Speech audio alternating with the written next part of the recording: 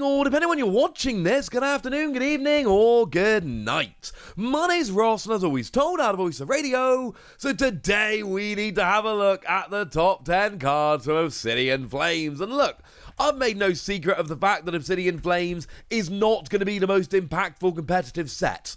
It is in fact going to be one of the least impactful competitive sets that we've seen for a while now. Mostly due to the fact that it's based on one Japanese set, Ruler of the Black Flame, and then we're catching up with a bunch of other stuff. But that does not mean for a second that there aren't very, very good cards in here that are going to make an impact in the metagame, and I think there are 10 here which we need to really be looking out for. Well, kind of 11, alright? I'm cheating a little bit, because in at number 11, we've got TOEDSCRUEL EX. Now, the thing that I like so much about TOEDSCRUEL EX is the fact that we've got this ability that basically prevents all effective attacks done by your opponent's Pokemon to your Pokemon that have any energy attached to them. Any effective attacks, whether that's damage counters, which is the big one, or removing energy, instant KOs, things along those lines, none of that work. But I can't really put this in the top 10 list because we've already got Espeon that does this, and it just feels weird to put it in there under those circumstances. But do bear in mind, TOEDSCRUEL is a very good number 11. Cool? Cool. So in at number 10, Charizard EX.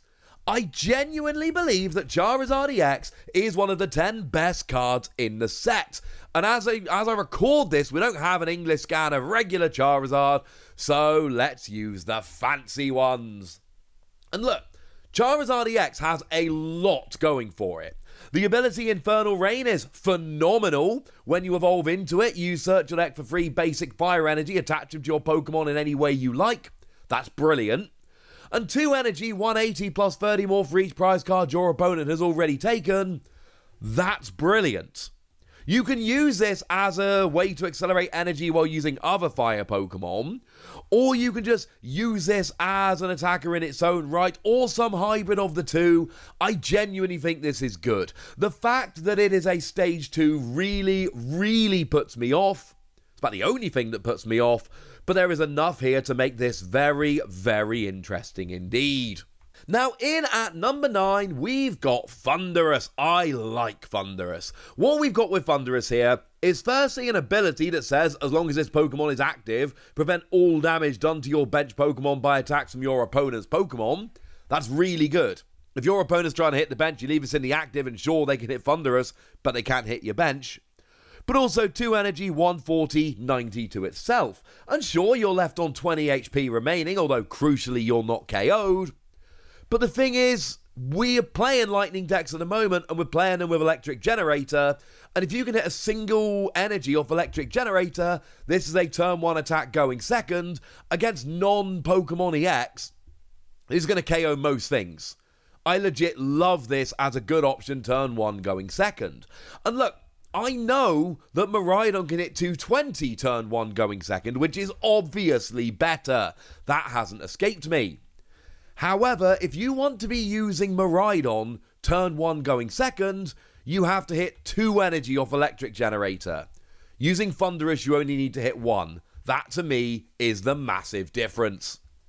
Now, in at number 8, we've got the combination of Lunatone and Solrock, and I will happily admit, right at the beginning here, I may have got this one. Well, I might be underestimating it, frankly, ladies and gentlemen. I might be underestimating it. This might be better than I'm giving it credit for, but this combination, I think, has real potential. Now, the Solrock, I'll be honest with you, is kind of terrible. Nobody really cares.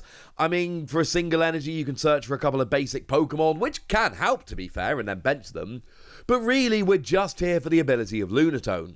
While you've got Solrock in play, prevent all effects of any stadium done to your Pokemon in play. So things like Path to the Peak that would turn off your abilities and be genuinely super annoying, it doesn't work anymore. Path to the Peak doesn't work anymore, it doesn't turn off your abilities. Still turns off your opponent's abilities, and yes, there is absolutely a world here, and I do believe, I can't tell you how well it's going to do, but I'm 100% sure people are going to try it, where you play Path to the Peak with the LUNAROCK combination, so your Pokemon can use abilities, but your opponents can't. Will it work? I don't know. Maybe. I really like the idea, though, ladies and gentlemen. I really like the idea. I think this one could end up being really, really very good indeed. Now, in at number 7, we've got Patrol Cap. And this is one of those tools that could be teched into a bunch of decks to help you in a bunch of matchups. As long as the Pokemon this card is attached to is in the active spot, cards in your deck cannot be discarded by effects of your opponent's attacks, abilities, item cards, Pokemon tool cards, or supporter cards. Basically everything. It stops your opponent milling you. That's what it does. And you know what? It does it really, really well. And that's all it does.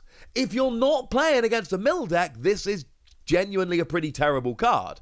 One could argue it is, in the very literal sense of the word, a waste of space.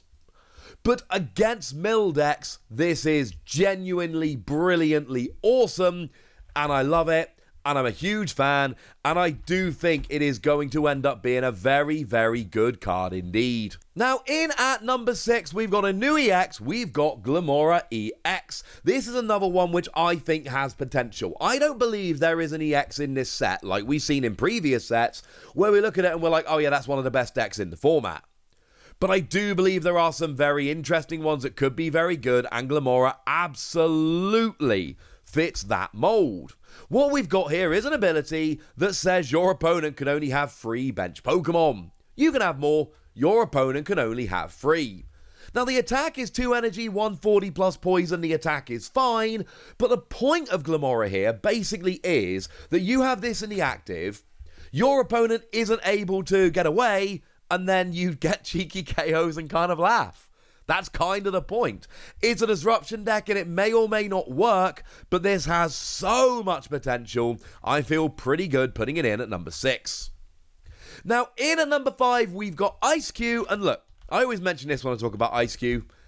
I did the reveal of this card, and that means that I am, shall we say, a little bit biased. Because I want it to be good, so I can be like, hey, I revealed this amazing card. Also, check the artwork on the special illustration rare. I know not everybody loves it. I genuinely do. But what we've got here is a fire type. Now, this is a Terra type shifted EX. What that means is it's a different type than we would expect. Charizard, incidentally, was as well. And what we've got from EISCUE here is 3 water energy, 160, and the defending Pokemon can't attack next turn. You do have to discard an energy. But the thing is, you are a fire Pokemon using water energy. So this is going to go into Baxcalibur decks. This is one of the reasons this goes so high on the list.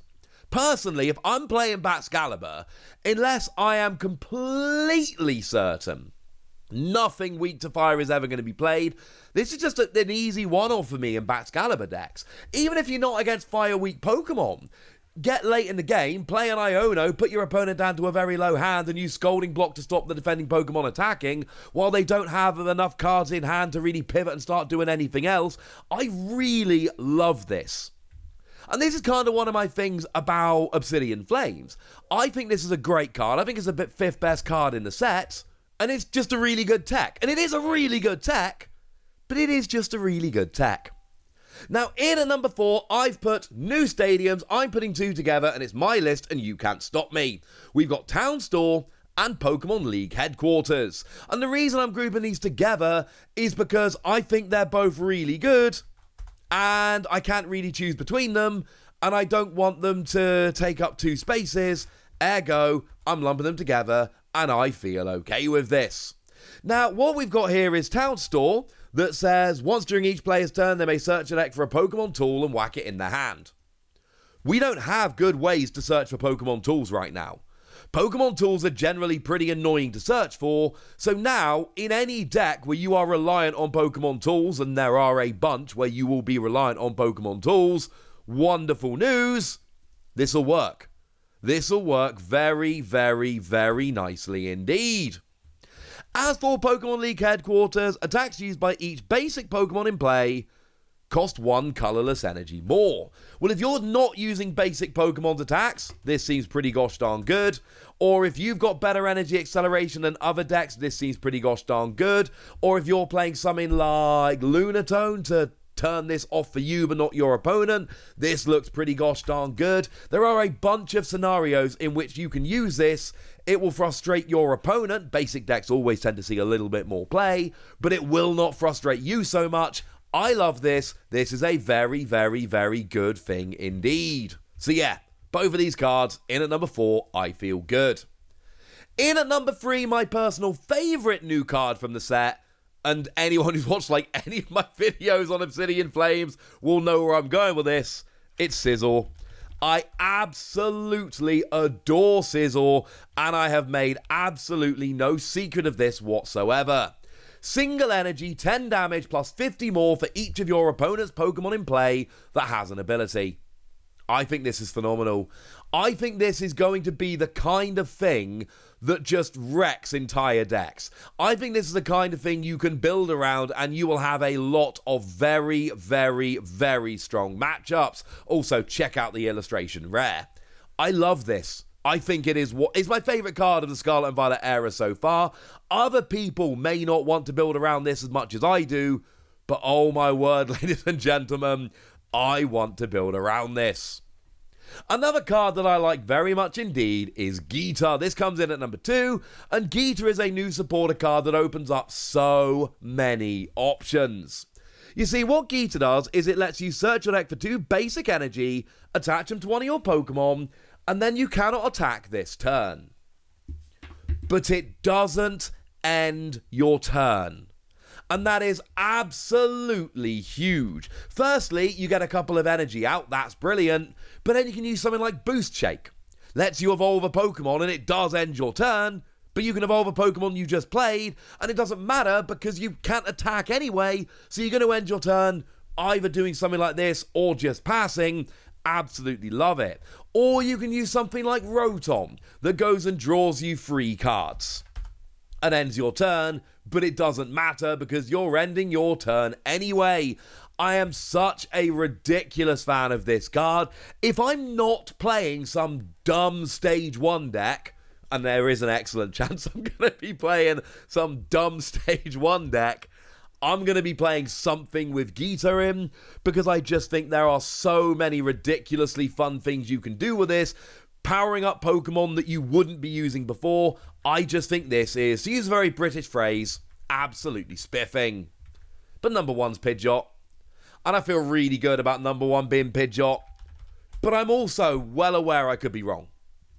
There is every possibility that I end up being wrong about this, but we got to do it. Because we've got PIDGEOT, it's got the same ability as the one from EX Fire Red and Leaf Green. It's the one whereby, once during your turn, you can search your deck for any card. Now, it is limited to once during your turn, regardless of whether you have multiple out or not. That is very important to note. But people are going to build this. People are going to build their decks to get PIDGEOT out, and there are going to be games, and I can't tell you whether this is going to be the engine that powers all the best decks in the format or not. Some people are absolutely convinced this is going to be the best thing, and other people are convinced it is going to be highly, highly overrated. Or maybe it's somewhere in between. I can't tell you. But I can tell you, you are going to be playing against a bunch of decks where they've got this out, and they just have every single thing they need every single turn. It's not a coincidence. This is a great card. I expected to see a ridiculous amount of play. So there we go. Those are, as far as I'm concerned, the top 10 cards from Obsidian Flames. And like I say, we're not looking here at cards like Iono. There is nothing in this set which is as good as Iono was in Paldea Evolved. We're not looking at any Pokemon in this set that are as good as Gardevoir was back in Scarlet and Violet. And I'm not pretending for a second that we are. But I absolutely am telling you that there are good cards in this set which are going to impact the metagame, and I think the ones I've talked about here are it. But I want to know what you think. So let me know in the comment section, would you? Go nuts! Be nice! And then make sure you like this video, subscribe to this channel, follow me on Twitter at TheWasi. That's where we talk about Pokemon and a bunch of other card games. And please do consider checking out patreon.com/PTCG Radio, where you can support the channel, get some bonus podcasts, join a Discord, and all kinds of fun things. Like the lovely Wafflos, who's been a supporter of ours for a long time now and is a very lovely person indeed. So shout out to them for the support and the loveliness. But by far the most important thing as always, look after yourselves till next time, would ya? Thank you very much for watching. My name's Ross, and you've been watching PTCG Radio.